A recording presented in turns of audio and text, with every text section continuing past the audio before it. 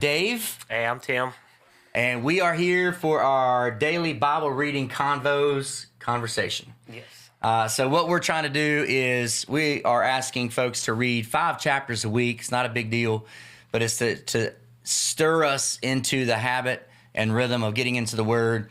And so if you're an avid reader, or you've been reading the Word for a while, then we're just asking you to do these 5 chapters on top of whatever other reading plan that you want to be doing. But these 5 chapters, Tim and I just want to try to get together and just highlight a few situations that are happening each week within these chapters. And so this week we're going to be Genesis 26 to chapter 30. So Tim, what stuck out to you first? So, chapter 26, we have like father, like son situation. Apple doesn't fall far from the tree. It absolutely does not. You have Abraham earlier in Genesis where God had, told him to go to the promised land. And then there's a famine in the land. God doesn't tell Abraham to go to Egypt, but he goes to Egypt and, of course, lies about Sarah being his sister, gets rich out of it because Pharaoh gives him all this that goes back. He does it again. How does that happen? How does that happen? Well, he does it again. It was so successful, I guess, financially, even though it was morally terrible. He does it again with Abimelech, with the Philistines, with the famine, and goes down and deceives him. So we see another famine comes up. This is after Abraham is gone, and Isaac takes his family down there and is on his way to Egypt. And God stops him. So this time, Isaac, listen, he stopped there. You shall not pass. Yes, absolutely. Do not go down. Nothing ever happens when he said go down to Egypt. Nothing good ever happens there. So he doesn't. So he stays there. But then again, he pulls the old, this is my sister, not my wife, so you don't kill me. And the king catches them flirting and stuff and calls him out on it, basically, on that. So it's a lack of faith on Isaac. Just to point back, what stood out to me is, we don't have famines per se as the famine of the land, but I think maybe a famine of the heart and the mind. So we want to go down to Egypt in our mind. Egypt, why do they want to go down there? Because it's easy. There's always water. The Nile River was the breadbasket of that. So in this case, I just want to go hear a message, or I just want to go sort of slide under the radar and get my cup filled there. I don't want to engage. I want to go where it's easy, to Egypt. Instead of, is God prompting me to reach out to coworker, to a friend, to people we know who are lost, or to people that may not be lost, but we just kind of don't like, but it's like they need that encouragement. Talk about those liminal steps of risk, right? Yes, and if God is calling us to do something, then that means He's going to bless us when we do it. Right. But if we go down to Egypt and just live off the land and live, we're not going to get that. We're missing out on the blessing. Not only are we being disobedient, we're missing out on that blessing. Wait a minute. So are you saying that we actually sometimes have to actually live by faith? Yes, that's what I'm saying. Because, these are tough times, right? You got flocks to water, family to water. Egypt's right there, Tim. Yeah. It's right there. But God tells him to stay. And then, of course, that leads us into the next situation we're going to address, right? Yes. That he listens to the Lord. That's good. And the Lord blesses him. And the Lord bless. Imagine that, right? Yes, imagine that. Listen to the Lord, and the Lord blesses him. And so they start digging, which is fascinating because they go back to this land that Abraham had been in previously, and they start digging up all these wells that Abraham had dug, and yet the Philistines had kind of come along, and after Abraham died, they filled in these wells. Isaac's men are now reopening these wells. They go down to the valley, and then they start digging some other wells, but then they come in. The local guys, man, they're like, hey, wait, it's our water. Yeah. It's all right, you can't have that water. Then it's fascinating. He names these wells Esek. The conflict well, yeah. Which means contention, and then what, Sitma? Is that? I think that was the other one, yeah. Which is like this enmity thing. And so then he goes on, he finds another well, digs that, and he calls it Rehoboth. Yep. Which means this broad place, or this space, or this room. And so do you want to speak into why that's why a situation that we picked for today? Like you said, it's he dug into that, and God did bless him. So, and I think it says a lot to maybe not to have that conflict, which is what he didn't want to do. So So people say he was just passive, or he doesn't like confrontation, whatever that is on your Enneagram. But trusting in God, because God has already prospered him. So he and the further he went, which is funny, the further he kept going up north to the promised land, which is where he should have been all along. So maybe that was just God's way of saying, okay, you need to keep moving up instead of moving down. Instead of going down. Instead of going down, you go up. And God, and the place where he finally settled was about the southernmost part of the promised land. So he was close to going pushing his down. boundaries, wasn't he? He was. But I think, like you said, his obedience to God, he did listen. And even when he was deceptive to Abimelech, God still blessed him. Right, and I think you brought up the point about the peacemaking versus passivity or passive kind of mindset. Like, there is a difference there. Yeah. Like, one is, I guess, this is extreme, but it's more like a cowardly kind of posture. And then one is a more, like, staying attuned to God's calling kind of posture. Not posture. Not folding down, or not, like you said, staying into tune with what God wants you to do. Yep. And wells were a significant thing. It wasn't just a minor. I mean, you needed wells for your flocks and your family to survive with water. And it's interesting. I think it's a good testament to Isaac. What were we saying earlier that you had heard somebody say, like, Isaac was the son of a great man? Yeah, it was an ordinary son of a great father. And then he was the ordinary father of a great man. Which, we were talking before the recording about how, like, I don't know. You got to give Isaac some credit, because here's a guy who he starts off, trying to, go back to Egypt because it's an easy thing. But then God comes to him. He listens to the Lord and stays. And then he stays, and he's got some wells. But then he starts digging others. You got this whole community come and say, "Hey, that's mine." Instead of saying, "No, God told me to stay here. Those are mine." He's staying in tune with what the Lord is calling of God's provision, and he says, "Hey, all right, take these. We'll go find some others." And then the Lord blessed him with Rehoboth, where he was able to take care of his flocks and be obedient to the Lord. And again, Isaac gets a lot of credit for being obedient when God tells him in last week's reading to go. "I want you to sacrifice your son after I finally gave him to you after all these years, Abraham." And everybody's like, "Oh my!" And Abraham's like so faithful and like trusting him, but like, in a lot of the conversations that we had over the weekend was, Isaac wasn't like a little baby. No, he was a young man. So, like I said, he got up on there. It's not like Abraham had to chase him down. He got up on there. And exactly. It says while Abraham was binding him, like, kid was just like taking it. Like, I mean, that's Isaac. So for that statement that you heard, and I know it may have been kind of a tongue in cheek kind of thing. Ordinary man with an extraordinary father or whatever, an extraordinary father to an extraordinary son. There's a lot to be said about Isaac's obedience and faithfulness to. Now, he needed reminders for sure, but yeah. And just one last thing on that, because like I said, when God promised Abraham, God promised Isaac, and like you said, if God's promising to make you this great nation, then if you're going down, they're not going to kill you. If God's promised, and this is God's covenant promise, but it's easy for us to sit back and sort of say, why didn't you have that faith? Where are you? Because he said, my seed is going to be to benefit all nations, everyone, which obviously Christ is going to come from that. But like I said, it's God repeatedly says that. And just like you said, when they reference the patriarchs, it's Abraham, Isaac, and Jacob. Yeah, he's in that list. It's just Abraham and Jacob. So yeah, he's in that list, man, for sure. Abraham, what's his name, and Jacob. So.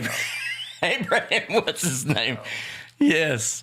All right. So then our next situation, we're gonna kind of take two with one. It's this situation where Jacob deceives his dad, which is kind of crazy, and we saw a little bit of that unfolding in last week's reading, and we see it kind of coming to fruition here with the help of his mom. And then we also want to address, kind of in the same situation, this whole issue of like polygamy and favoritism and like all this. Like, man, does the Bible really say that? Yeah. Well, it says it, but it doesn't condone it, right? I mean, that's some big critical issues. So in chapter 27, we see this situation where, Isaac as a kid already, or young adult maybe, already stole or deceived, yes, outwitted his brother and stole his birthright. Yeah. And so now he's going to steal the blessing. And so this crazy scene where she overhears Isaac telling Esau to go cook some meat and then bring it to me because I'm going to bless you. Some meat, yeah, because he loved his. Because he loved Esau, and Esau was firstborn, and so she hears this and she's like, "Hey, Jacob, your dad just sent Esau out to go get a hunt so he can come back and bless him. So here's what I need you to do. Just go get me some sheep and some goats and some, cool stuff. And I'm going to make this favorite dish for your dad. And you're going to go in and get the blessing." And Jacob's like, "But he's a hairy man." Yeah. I'm a smooth man. Yeah. We all. And, so like it's just this crazy scene. Like, how blind does a guy have to be to like feel the hand and be like, "Oh, the voice is the voice of Jacob," but that's the hand of my son. You think the man that had so many sheep and goat would know what exactly? Right. And yes. And the thing is, because God had told Rebekah that the younger is going to be blessed. Mm-hmm. Yeah. So why didn't she stand her ground on that instead of? And then Isaac is so set against Jacob. I mean, it is crazy because he does not want to give that. I mean, it's that whole, this is the voice of Jacob, but it's, and he does not want him to have that. And when he sends him out finally on his way, because he sends him on to, says, "Do not marry a woman from the Canaanites." Yep. Go to he didn't send him with a nickel. Abraham, when he sent his servant, sent all this stuff. That's true. That's a good point. Yeah. He didn't send. It's like, "Jacob, you're a deceiver. You're going to have to figure this out on your own. I will give you the blessing," because he called him back in. "So I will give you a blessing, but you're not getting anything from me for it. You figure it out on your own." Yeah, that's great. That's great insight, man. And as we talk about the Old Testament, there's a lot of like jacked up scenarios and situations in the Old Testament. That's why understanding context is so critical. But when we look at God's purposes, I mean, time and time again, all throughout Old and New Testament, and even our lives and history, we see that God's purposes they're fulfilled through broken human methods. So his will and his is going to be, like you said, he uses imperfect people for that. It's going to come into fruition, right? Yes, it absolutely is. And so, that whole scene leads to Esau coming back after, waiting for this kill, comes back in, is like, "All right, Dad, give me my blessing." And his dad's like, "What? Well, who came to me earlier?" And then that whole thing is like, "Jacob stole your blessing." Esau's like, "Well, he took my birthright. Now he's got my blessing. I'm going to kill the guy." And so again, the mom steps in and kind of like rescues her son and sends him out. But then also Esau, here's what's crazy, is there's a lot of things that are happening through Scripture that can make us, if we're not careful, it can stir up. Questions are great. Wrestling with things are great. But if we don't understand it properly, it'll cause doubt. Mm-hmm. And that's where we need to be careful, because the reality is, like, God knows. Like, we could look back to the stories about Sodom and Gomorrah, and I mean, you just pick which one. But like, here's like, well, man, what's wrong with Esau? And we see the heart, and God knows the heart. Yeah, he does. We see the heart of Esau in chapter 29, because like he hears his dad telling Jacob, "Hey, don't marry anybody of the Canaanites. Like, you need to stay in the family of God and marry somebody of the family of God."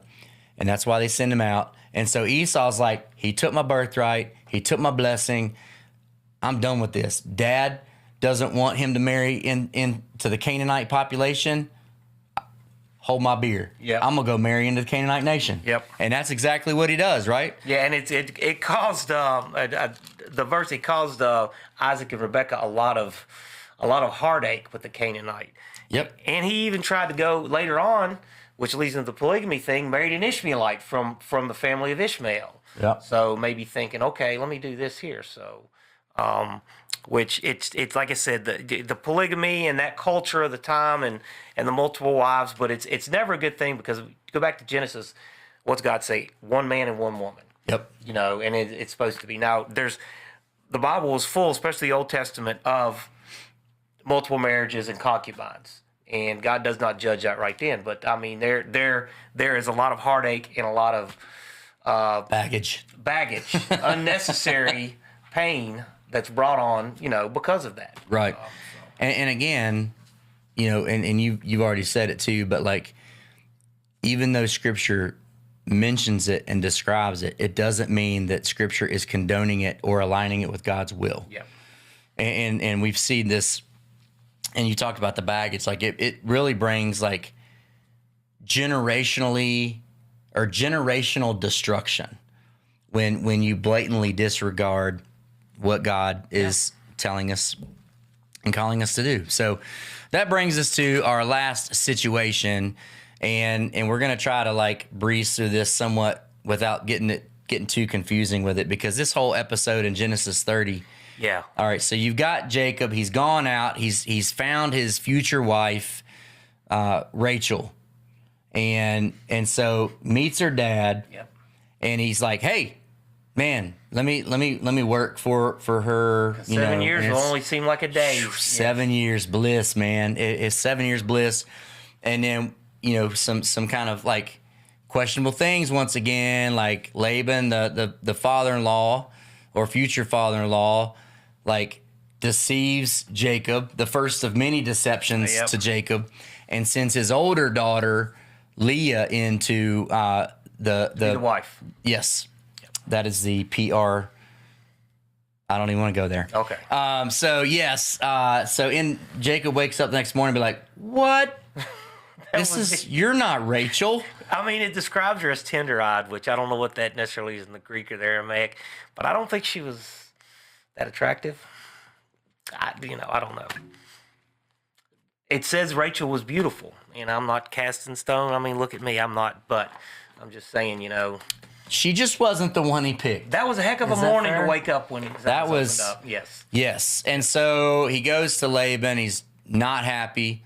Laban's like, "Well, it's not really our custom to give off the younger daughter first." And so, I just kind of, took liberty to slide Leah on in there. Forgot to mention it 7 years ago. Forgot to mention it within the 7 years you were working for me. Yeah. Yeah, well, let's not even bring that up. Look, 7 years. So then Jacob's like, "What's another 7 years? I'll take Rachel too." And so like he works 14 years for Laban. And so then he finally gets the wife that he, felt like the Lord was calling him to. And then he wants to go back to his home country, right? And so he comes to Laban. He's like, "Hey,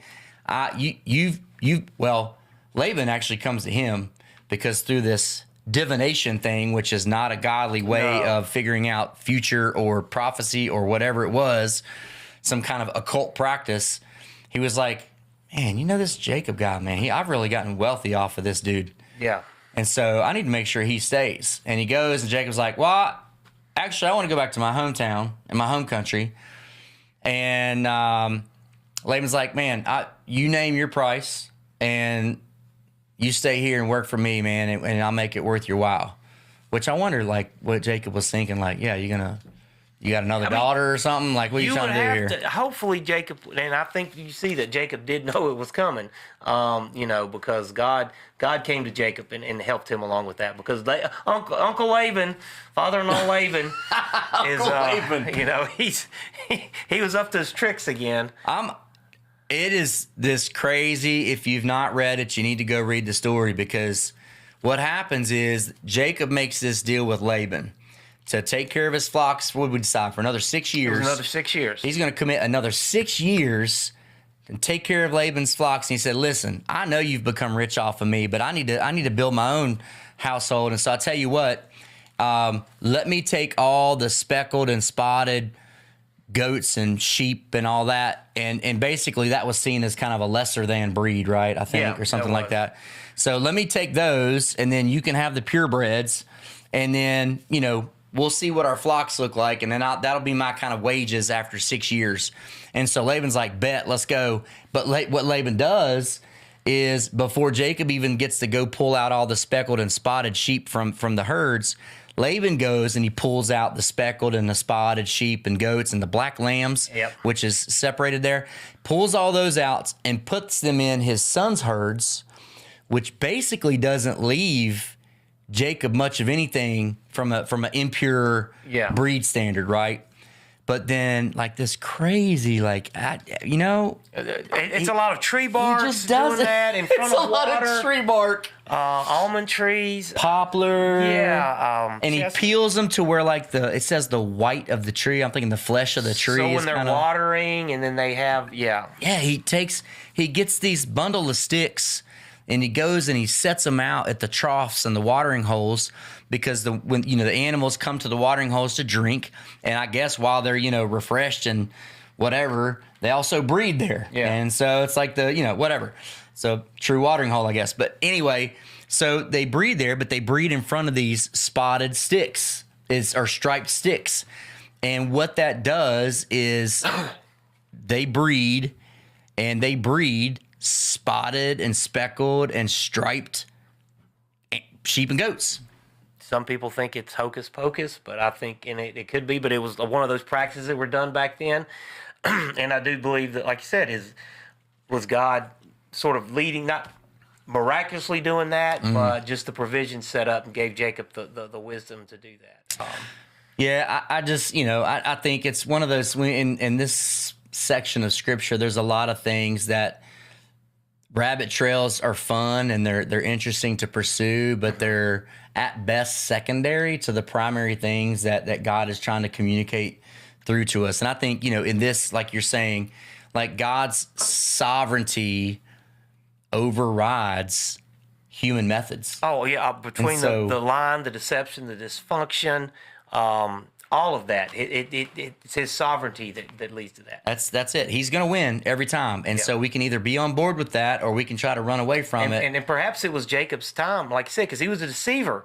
Think back to why Isaac did not like him. So maybe he needed that 20 years to really fully understand. Yeah. Because when he comes back and, spoiler alert, he wrestles with God and everything. So one thing about Leah, and I've got to say, I see maybe I was a little harsh to her, but when verse 30, when the Lord saw that Leah was hated, he opened her womb. Leah was able to conceive, many of his children. Yeah. God looked out for her. So I didn't mean to cast aspersions on her. I mean, even in that sense, you can also infer that, she was the quote black sheep of the family, hated. God loved her. Yep, he did. God loved her in spite of Jacob and Rachel and everybody else not liking her, to say it politely. God loved her in the midst of all that. And so, blessed her. And so that's critical, is remember that God's sovereignty and his sovereign provision, like it overrides anything that we can do or we think we can do. So that's kind of the situations that we want to bring up with Genesis 26-30. But one cool thing that we want to add to this conversation for you as you are reading through these chapters this week is to provide some questions that can help, even as we're looking at living surrendered to Jesus and living sent on mission and living committed to one another, like questions that can help us from these 5 chapters in those regards. So I'll just ask a couple of them real quick, and then we'll wind down and we'll post these for you to have access to them. But when it comes to surrender to Jesus from this passage, where am I tempted to control outcomes instead of trusting in God's promises? Like, how often do you feel like you need to take things in your own hands and control and manipulate the easy thing to fulfill God's promises in your life? Do I tend to justify small compromises because of my own fear and insecurities? What do I justify in the sense of that? Tim, does any question in that? Like, any questions stick out to you? Am I relying more on strategy or surrender in my walk with God? Like you said, it goes into that. I mean, am I trying to control that? Am I trying to strategically go into that instead of actually going before the Lord? Does the Lord even enter our minds sometimes on some things? Or are we just set into, I'm going to do this right here? Yeah. And when it goes pear-shaped, then we'll call out to God. Yeah. Pull them out of our back pocket, right? Yeah. All right, sent on mission aspect. When facing conflict, do you typically fight or flee to the easy place like Egypt? Do you just fight or flee? Or do you faithfully trust God to provide another way, whether or not you can even see another way at the time? Yeah. How can I see in my everyday environment, work, neighborhood, as places where God is at work, even among tension? So it's not always going to be easy, right? no, I mean, no. If it's easy, then you're down in Egypt, Right. And you're not paying attention. Yes. Yeah. So Yeah, we're looking for those liminal experiences, looking for the lack of shalom. Where can we provide shalom in those contexts, right? So, and then committed to one another. Just a couple questions here. Where might favoritism or comparison be damaging relationships around me? Where might my favoritism or comparison tendencies be damaging relationships all around me? When you think of like Isaac and Rebekah and Leah and Rachel, favoritism, comparison, hatred, dealing harshly with somebody, like how is that damaging relationships? And how do I respond when I feel overlooked, unloved, or second place? We'll come back to Leah again. We did on that one, so.